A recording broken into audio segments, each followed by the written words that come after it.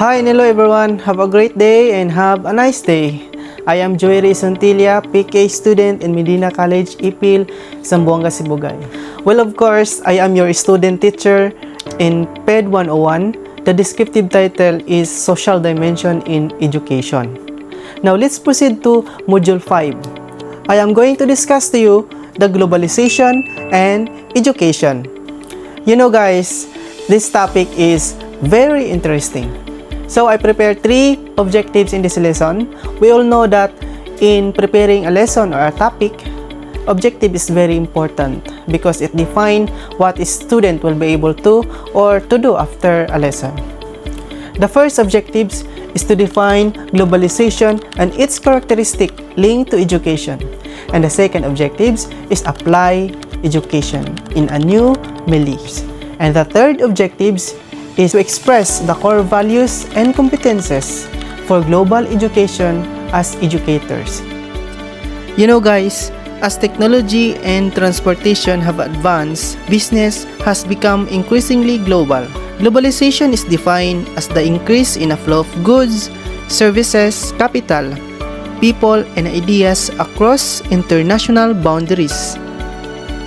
Itong tinatawag nating globalization, it's had numerous effects, both positive and negative, on business and society.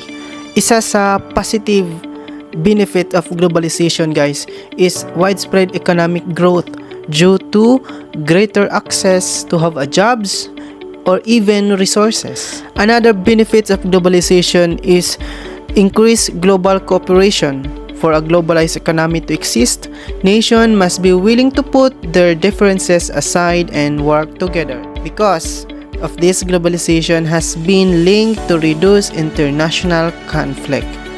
Globalization also comes with downsides, one of which is environmental degradation.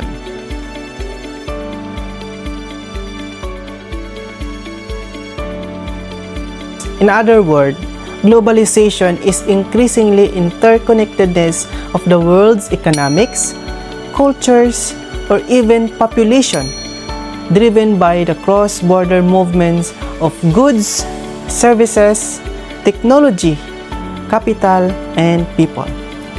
It means, guys, that in every businesses, in every countries, according to the United Nations, there are 195 countries across the globe.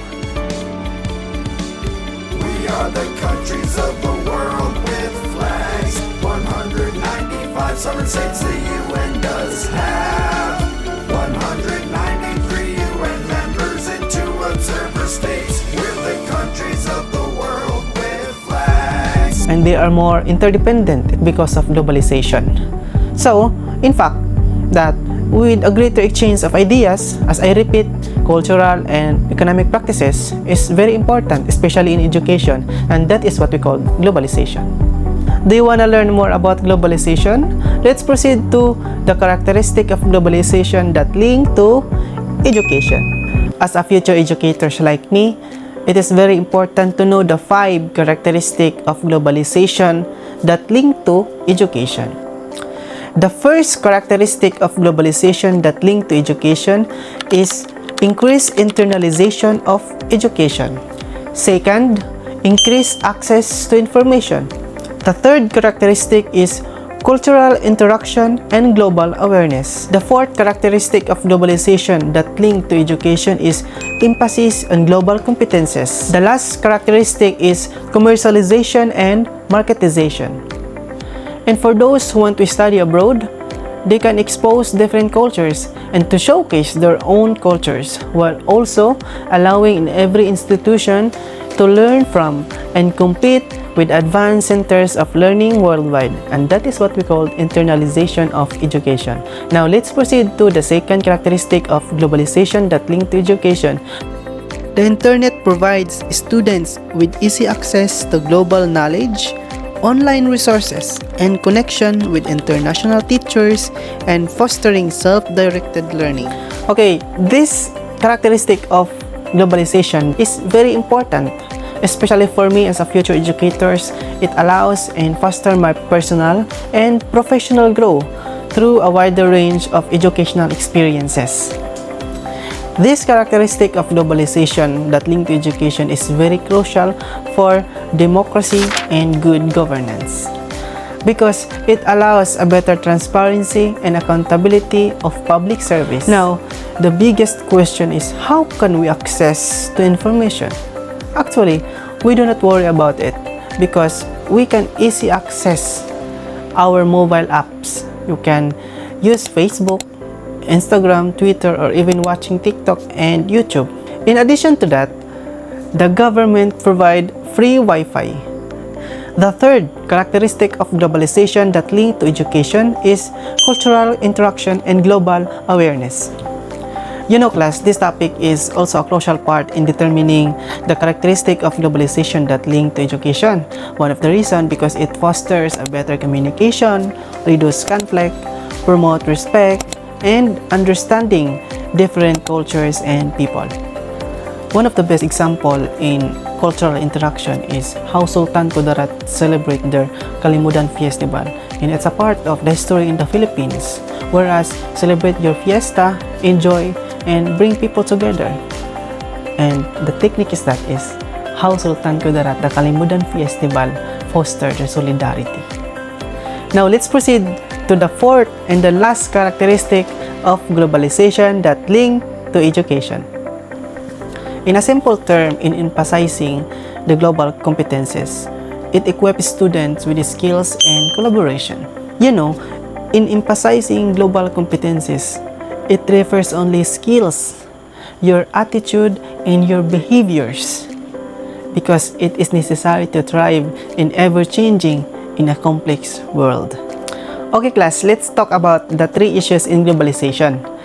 We have so-called socio-cultural issues, we have political issues, and economic issues.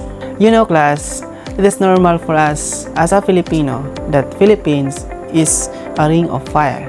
Meaning to say, it is normal for us to experience flooding, a massive flood, a typhoon, or even a climate change. The good things, class, is that the Philippine governments provide billions of money for flood control project through direct national budget allocation. But the problem is that some government officials here in the Philippines are very corrupt, a pervasive corrupt officials in the Philippines. And of course, they are not considering a public servant. Do you want to learn more about globalization? Well, of course, let's focus on global education, the core values. When we talk about peace and non-violence, it refers in committing a conflict prevention and building a cultures of peace. Well, it is very important because it creates individual ethical, individual responsibility, and globally minded as citizens. Well, everyone, as I end this topic about globalization and education, I just want to say thank you for listening. Thank you everyone for watching. I hope you learned a lot. My last words that we need to prepare ourselves because we live in this new generation of technology. We live in the globalized world. Me, you, and everyone needs to prepare for a global workforce. This is me, Joey Sontilla. Have a nice day.